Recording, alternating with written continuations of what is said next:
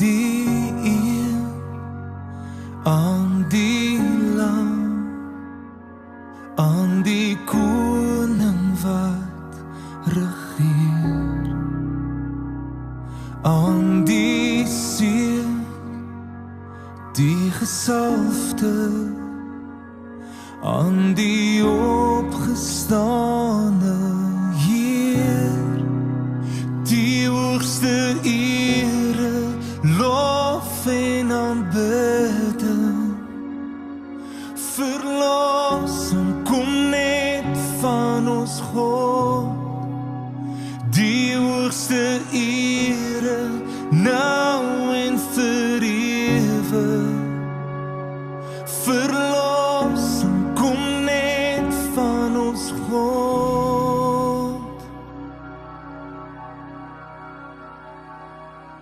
Aan ons hoop, aan ons redder, vir die offer aan die kruis, uit ons harte tot die hemele, sal ons saam die glorie prys, die hoogste ere, lof en aanbidding, verlossing kom net van ons God, die hoogste ere, nou en vir ewig, verlossing. Goeiemôre en Huisnag Kerk. Lekker om saam met jou so die oggend te kan begin. Dit is Woensdagoggend en dit is altyd vir my spesiaal as dit my beurt is om die oordeenkings te doen. Ek sien vanoggend is Koos hier by ons, Bennett, Michelle, Wilma uit die Kaap uit, Jolandi uit die Kaap uit, Clarie, baie welkom hierso by ons. Ek ben in ons huis, ek het 'n koppie koffie hierso. Dis vir ons vanoggend een van daai oggende wat ons alles, ons het net vol programme, so dan is dit goed om hierdie tyd van die dag, net die 15 minute of wat ook al, op sy te sit en te sê, kom ons begin die dag net saam. Dalk het jy ook 'n besige dag wat voorlê. Ek moes al vanoggend dou voor dag, moes ek al afsprake rondskuif en so aan, om net seker te maak, daar's vir alles 'n gaatjie, maar is goed om vanoggend so saam met jou te kan begin. Nou ons trek by dag 17 van 40, so dis amper halfpad. En ek moet sê, wat 'n reis, nee. Ons het al so baie dinge saam beleef, en ek dink dis 'n stukkie van my en Francois se hart, wat ons ook op die tafel sit, terwyl ons hier besig is. En dankie vir die van julle wat vra, vir die wat sê dat hulle leer. Dit is so goed om saam op hierdie reis te wees, en vanoggend se boodskap is so 'n belangrike boodskap, want dit sê 'n nuwe identiteit. Nou, ek dink vrouens kan 'n nuwe identiteit dalk 'n bietjie anders verduidelik as mans. So veral in die antieke tyd, en ek weet dit was Wêreldvrouedag eergister iewers, so dalk sou tradisionele vroueregte en vrouerolle en wat ook al, veral die baie feminisme wat ons deesdae sien, nie meer vroue se rol heeltemal so verstaan nie. Maar in die antieke tyd was dit so dat as jy gebore is as 'n vrou, het jy behoort aan jou pa, en behoort is nie noodwendig 'n negatiewe konsep nie, jou pa was nie verantwoordelik om vir jou te sorg.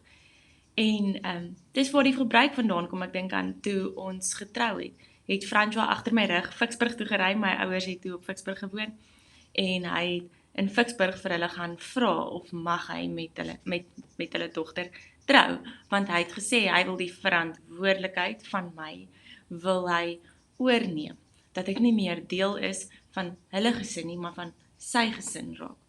En so het die dag toe ek voor die kansel gestaan het, en Henny is daar in Brakpan, hy het ons getrou, en hy is 'n dierbare vriend van ons, een van my eerste kollegas, en die dag toe ons voor die kansel staan en trou, het met daai I do, met daai ja, ek wil met hom trou, het daai verantwoordelikheid syne geword.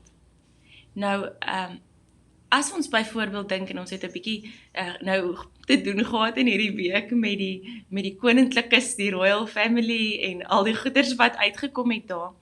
Maar as jy nou byvoorbeeld dink aan 'n storie soos Diana se storie, dan dink jy aan sy wat uit 'n agtergrond uitgekom het, waar sy nie noodwendig baie geld gehad het, of baie besittings gehad het, of 'n koninklike was nie, maar toe trou sy met Charles, en met die dat sy gesê het, sy trou met Charles, het sy koninklike titel vir haar ook getel, en het sy prinses geword, en het sy so 'n ander identiteit gekry, en 'n ander autoriteit gekry, en ander besittings gekry, en 'n klomp dinge kom wanneer mens met, daar's 'n groot stuk rykdom, en 'n groot ryk en 'n monargie, wat opgebou is, voor haar, deur mense wie sy nie geken het nie, voor sy gebore is, maar al daai dinge wat gebeur het, selfs voor sy gebore was, het haar deel geword, die dag toe sy getrou het. Ek praat onder korreksie nie, so ek hoop my beeld is goed, dalk is iemand wat luister wat sê, jy heeltemal die kat aan die stert beet oor Diana,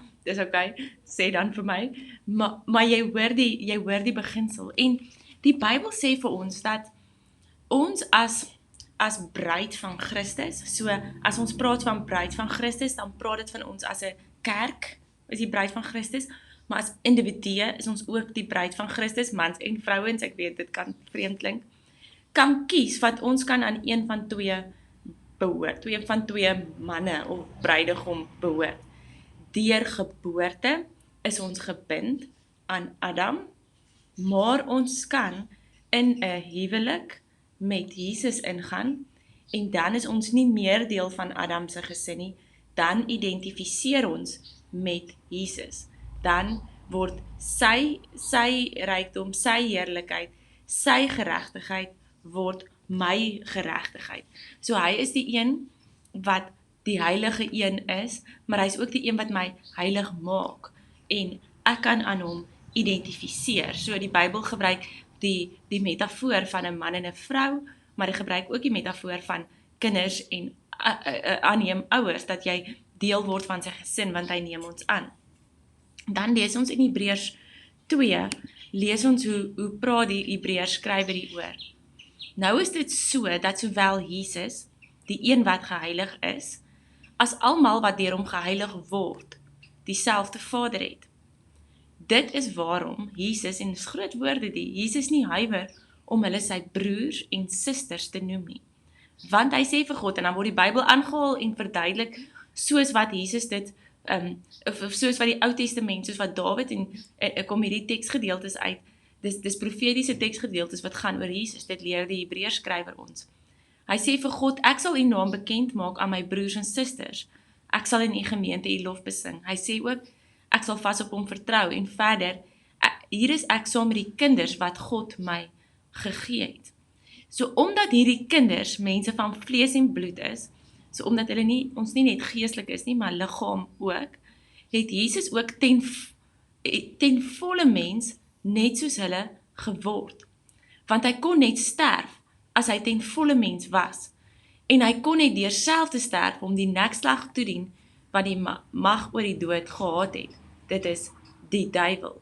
So hy het nodig gehad om ten volle mens te word, sodat hy ons eersgeborene broer kan word, sodat ons deel kan wees van die huisgesin van God, sodat ons hierdie erfporsie kan ontvang. En wat is hierdie erfporsie?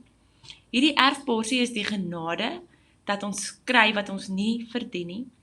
Dis geregtigheid, dat ons reg is met God, soos Jesus reg is met God, en dit is 'n autoriteit. So, ek onthou hoe iemand dit eendag aan my verduidelik het en gesê het, dat as jy so gebind is aan 'n bruidegom, en as 'n bruid so gebind was aan die bruidegom, en sy het in die Bybelse tyd op die markplein rondgeloop, en sy het opgetree of dinge gesê, dan was dit so goed, haar man sê dit, en hierdie selfde autoriteit kry ons, as bruid van Christus, ons tree op.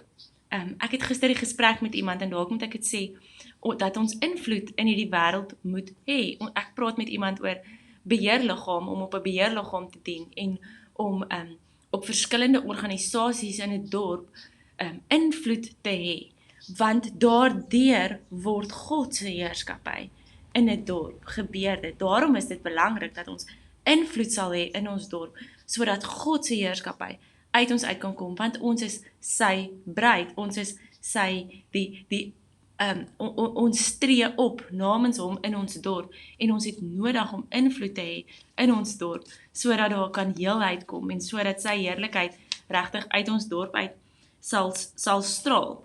En dit gebeur, sê die Bybel, deur 'n proses, hierdie huwelik is 'n gebeur deur 'n proses waar ons saam met Jesus identifiseer met sy dood. So ek identifiseer met sy dood, maar dan identifiseer ek ook met sy opstanding. Dis nie meer ek wat leef nie, dis Christus wat in my leef, dis wat Paulus sê. So iewers maak ek die besluit om te sê, ek vat Jesus se waarheid. Ek erken dat sy lewe en sy opstanding nie net waar is nie, maar dat dit vir my waar is. Dat ek saam met hom gekruisig is, dat ek saam met hom opgestaan het. Dit verander my identiteit en dit verander my Engelse woord destiny. Dit verander waarheen ek op pad is. So ek gaan vir jou gou Romeine 6 nog lees.